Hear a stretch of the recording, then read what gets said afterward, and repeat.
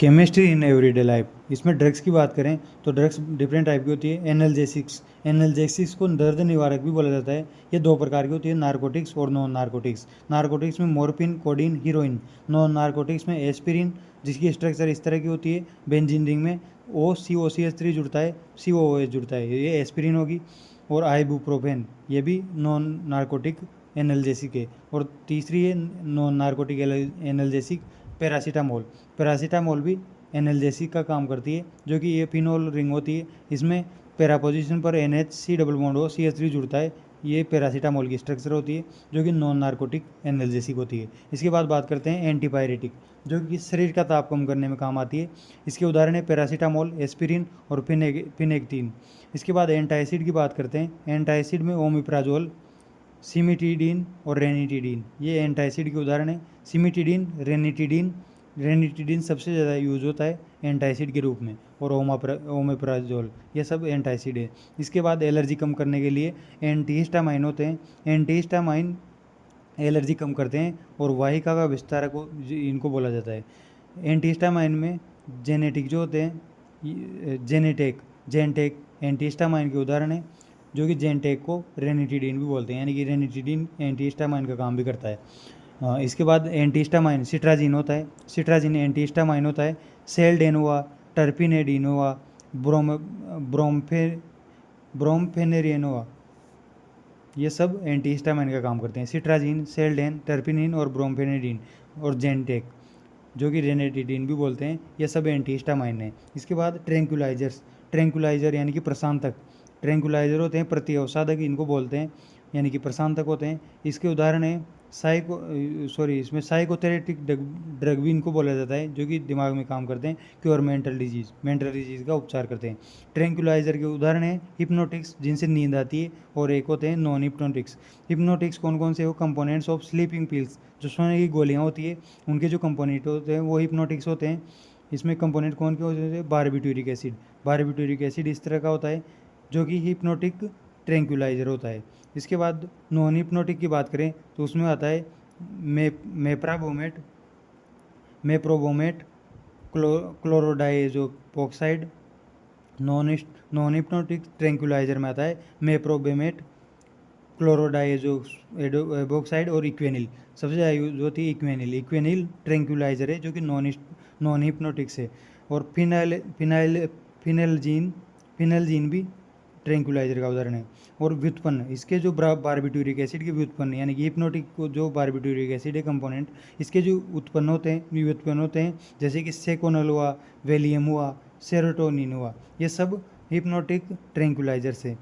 सेकोनल, Valium और serotonin.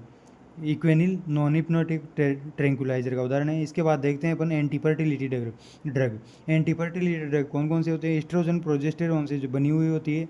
नोरेंथ्रेडोन इसका उदाहरण है, जो कि एस्ट्रोजन से बनी होती है। और नोवेस्ट्रॉल, जो कि प्रोजेस्टेरोन से बनी होती है। नोवेस्ट्रल और नोरेंथ्रेडोन, ये दोनों एंटीफर्टिलिटी ड्रग है। और कपास से प्राप्त जो गोसीपोल होता है, ये भी एंटीफर्टिलिटी ड्रग का उदाहरण है। इसके बाद एंटी डिप्रेसेंट, जो तनाव को कम करते हैं, इनको मूड बूस्टर ड्रग भी बोला जाता है। ये वाइटलिन, कोकालिन और मिथेंड्रिन, ये एंटी डिप्रेसेंट के उदाहरण है। इसके बाद देखते हैं एंटीसेप्टिक कौन कौन से होते हैं और डिसइंफेक्टेंट। एंटीसेप्टिक और डिसइंफेक्टेंट में एक अंतर है कि अगर पीएच की कंसंट्रेशन अगर 0 से 0.2% होने पर, 0 से 2% होने पर एंटीसेप्टिक के काम लेते हैं 0.2% में। और पीएच की कंसंट्रेशन अगर 1% हो जाए तो डिसइंफेक्टेंट की तरफ काम लेते हैं। यानी कि एंटीसेप्टिक जो होते हैं उनको can be applied in living tissue, इनको लिविंग टिश्यू में अप्लाई कर सकते हैं एंटीसेप्टिक को। और ये जो डिसइंफेक्टेंट होते हैं इनको लिविंग टिश्यू में अप्लाई नहीं कर सकते, क्योंकि इनकी पीएच 1% की कंसंट्रेशन पार कर जाती है। डिसइंफेक्टेंट के उदाहरण हैं Cl2 जल, SO2 और पीएच, इनका लगभग 1% होता है। यानी कि Cl2 जल और SO2 ये डिसइंफेक्टेंट के उदाहरण हैं। और एंटीसेप्टिक के उदाहरण हैं आयोडीन एंड ऑर्गेनिक डाइज, ये एंटीसेप्टिक के उदाहरण हैं, जिसमें कि ऑर्गेनिक डाइज में टिंक्चर ऑफ आयोडीन जो होता है वो 10 डाइन टिंक्चर ऑफ आयोडीन का 2 से 3% एल्कोहल में विलयन होता है टिंक्चर ऑफ आयोडीन। इसके बाद एंटीसेप्टिक दूसरा होता है, वो होता है डेटॉल। डेटॉल एंटीसेप्टिक का रूप में काम लिया जाता है। डेटॉल का कैसे बनती है वो देखते हैं। क्लोरो एम जो जाइलेनोल होता है, क्लोरो एम जाइलेनोल, ये जाइलेनोल क्लोरो एम जाइलेनोल ये टर्पिनोल के साथ मिलकर डेटॉल का निर्माण करता है। ये टर्पिनोल हो गया, ये क्लोरो एम जाइलेनोल, ये मिलकर डेटॉल बनाते हैं। बिथ्योनल मेडिकेटेड सोप में ऐड करते हैं। बिथ्योनल जो होता है, बाइथाइनल, ये मेडिकेटेड सोप में यूज होती है। इस तरह से एंटीसेप्टिक और डिसइंफेक्टेंट देख लिए। इसके बाद देखते हैं एंटीबायोटिक्स, यानी कि ये सब अपन ने देखा, anti fertility drug, anti depressant, disinfectant और एंटीसेप्टिक, ये सब एंटी माइक्रोऑर्बियल का पार्ट है। और एंटी माइक्रोऑर्बियल में दूसरा है एंटीबायोटिक्स। एंटीबायोटिक्स की बात करें तो ये इसके उदाहरण है एंटीबायोटिक्स के। सबसे पहले पेनिसिलिन जी। पेनिसिलिन जी होता है, वो इसका नैरो स्पेक्ट्रम होता है, ओनली ग्राम पॉजिटिव या नेगेटिव जीवाणु पर लागू होता है। इसके बाद जो फ्लेमिंग ने पेनिसिलिन की खोज की थी, वो पेनिसिलिन नोटेटम की थी, न कि पेनिसिलिन जी की। पेनिसिलिन जी की संरचना इस तरह की होती है, ये इसमें एक 4 वलय युक्त विषम चक्रीय नाइट्रोजन की रिंग होती है, जिसमें डबल बॉन्ड यहाँ होता है, ये NHCOR होता है, इधर S भी पाया जाता है। यानी कि पेनिसिलिन जी की स्ट्रक्चर में S भी होता है, ये बॉन्ड भी होता है, एसिडिक फंक्शनल ग्रुप होता है, डबल बॉन्ड होता है, कीटोन होता है, और इस तरह के एमाइड बॉन्ड होते हैं। ये सब फंक्शनल ग्रुप इसमें पाए जाते हैं पेनिसिलिन जी में, जो कि नैरो स्पेक्ट्रम का काम करता है। इसके बाद ये क्या है, सल्फा डायजोल, ये भी एंटीबायोटिक होती है। ये दूसरी एंटीबायोटिक की बात करें तो सिल्वर सेम जो होता है, ये सिफिलिस उपचार में काम लिया जाता है, सिल्वर सेम, जो कि एंटीबायोटिक होता है। इसके बाद दूसरी एंटीबायोटिक जो कि ब्रॉड स्पेक्ट्रम जिनका होता है, वो होती है एम्पिसिलिन, एमोक्सिलाइन, ओप्लोक्सिन, टेट्रासाइक्लिन, इरिथ्रोमाइसिन, क्लोराम्फिनेकोल, ये सब ब्रॉड स्पेक्ट्रम एंटीबायोटिक होती है। प्रोंटोसिल, ये भी एंटीबायोटिक होती है। इसके बाद 2 प्रकार की एंटीबायोटिक होती है, जीवाणुनाशी और जीवाणुरोधी। जीवाणुनाशी होती है पेनिसिलिन और पेनिसिलिन और ओप्लोक्सी जो पेनिसिलिन और ओप्लोक्सिम, ये दोनों जीवाणुनाशी होती है। और जीवाणुरोधी होती है टेट्रासाइक्लिन और इरिथ्रोमाइसिन और क्लोराम्फिनेकोल।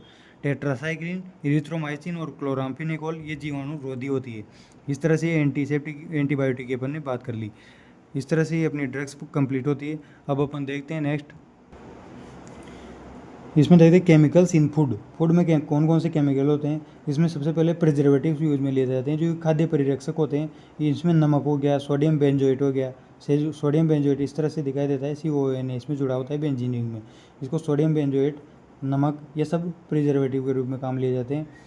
ये हो गया इपोक्साइड, ये सब सोर्बिक एसिड, प्रोपेनोइक एसिड के लवण, ये सब प्रिजर्वेटिव के रूप में काम लिए जाते हैं। कौन कौन से, नमक हो गया, sodium benzoate, epoxide, sorbic acid और प्रोपेनोइक एसिड के लवण। इसके बाद केमिकल, इसकी बात करें एंटीऑक्सीडेंट ऑक्सीजन की रिएक्शन को कम करते हैं। जैसे कि एंटीऑक्सीडेंट के उदाहरण है BHT और BHA। BHT butylated hydroxy toluene होता है, और BHA ब्यूटाइलेटेड हाइड्रोक्सी एनिसोल होता है। BHT और BHA ये भी एंटीऑक्सीडेंट होते हैं, जिनकी स्ट्रक्चर इस तरह से होती है, ब्यूटाइलेटेड हाइड्रोक्सी टोलुइन और ब्यूटाइलेटेड हाइड्रोक्सी एनिसोल, ये दोनों भी एंटीऑक्सीडेंट होते हैं। इसके बाद केमिकल्स इन फूड में आर्टिफिशियल स्वीटनिंग एजेंट की बात करते हैं, जो कि नॉन शुगर होते हैं, ये शुगर नहीं होते। इनकी कैलोरी की वैल्यू लगभग 0 के बराबर होती है। इसके बाद आर्टिफिशियल स्वीटनिंग एजेंट सेक्रिन की बात करें, सेक्रिन ओ सल्फोबेंजोएमाइड, इस तरह से इसकी स्ट्रक्चर होती है, और सुक्रोज से 550 गुना अधिक मीठी होती है। एस्पार्टेम की बात करें, ये अस्थायी होती है, सुक्रोज से 100 गुना अधिक होती है मीठी। इसके बाद सुक्रोज से 600 गुना अधिक मीठी होती है। और साइक्लेमेट होती है, ये भी स्वीटनिंग एजेंट है। एलिटेम की बात करें तो ये स्थायी होती है, और सुक्रोज से 2000 गुना अधिक मीठी होती है। एल ग्लूकोज, ये भी स्वीटनिंग एजेंट के रूप में काम होती है। इसके बाद सोप की बात करें तो सोप कौन कौन सी होती है, सॉफ्ट सोप और हार्ड सोप। सॉफ्ट सोप के द्वारा बने साबुन होते हैं, और सोडियम यानी कि Na के द्वारा बने हुए साबुन हार्ड होते हैं। ये कंटेंस प्री एल्काइल, इनमें प्री एल्काइल होता है। दाढ़ी बनाने वाले जो साबुन होते हैं, उनमें रोचेट मिलाया जाता है, जो कि झाग को बढ़ाता है। सोप में सोडियम और पोटेशियम साल्ट के फैटी एसिड को सोप बोला जाता है। जलीय विलयन इनका बेसिक होता है। और ग्लिसरॉल, ईस्टर, ओप, वसीय अम्ल प्लस NaOH ये मिलकर C17H35COONA बनाते हैं प्लस ग्लिसरॉल। ये इनको मिलाने के बाद ट्रांसपेरेंट सोप बनती है जो कि कंटेंस ग्लिसरॉल। ट्रांसपेरेंट सोप में ग्लिसरॉल होता है, यानी कि ये जो सोप है इसमें अगर ग्लिसरॉल मिला दें तो ट्रांसपेरेंट सोप होती है। पारदर्शी बनाने के लिए C2H5OH इसमें मिलाया जाता है। इसके बाद डिटर्जेंट की बात करें, ये तो हो गया सोप। सोप तो सोडियम और पोटेशियम के साल्ट के फैटी एसिड होते हैं। और डिटर्जेंट जो होते हैं वो साबुन रहित साबुन होते हैं। जलीय विलयन इनका न्यूट्रल होता है, जबकि सोप का बेसिक होता है। डिटर्जेंट, इसकी बात करें पॉजिटिव डिटर्जेंट में क्लोरीन और ब्रोमाइड के चतुष्क अमोनियम लवण पाए जाते हैं। इस तरह से ये पॉजिटिव डिटर्जेंट होते हैं जिनमें Br- या फिर Cl- होता है। और इस तरह से ये कार्बन चेन होती है जो कि पॉजिटिव होती है, इसलिए इनको पॉजिटिव डिटर्जेंट बोला जाता है। इनका उदाहरण है सेटाइल ट्राईमिथाइल अमोनियम ब्रोमाइड। ये ट्राईमिथाइल अमोनियम ब्रोमाइड ये इसका उदाहरण है पॉजिटिव डिटर्जेंट का। इसके बाद डिटर्जेंट में नेगेटिव कौन कौन से होते हैं? जिनका उच्चतर हाइड्रोकार्बन्स के, एल्कोहल के, सल्फेट या सल्फोनेट के, सोडियम साल्ट जो होते हैं उनको नेगेटिव डिटर्जेंट होते हैं। इसका उदाहरण है CH3 CH10 CH2OSO3Na। Sodium L'Oreal sulphate का सूत्र है ये। Sodium L'Oreal sulphate negative detergent होते हैं। और इसका एग्जांपल इस तरह से ये सोडियम लोरियल बेंजीन सल्फेट, ये सोडियम लोरियल बेंजील सल्फेट हो गया, ये लोरियल सल्फेट हो गया। इस तरह से ये नेगेटिव डिटर्जेंट के उदाहरण है।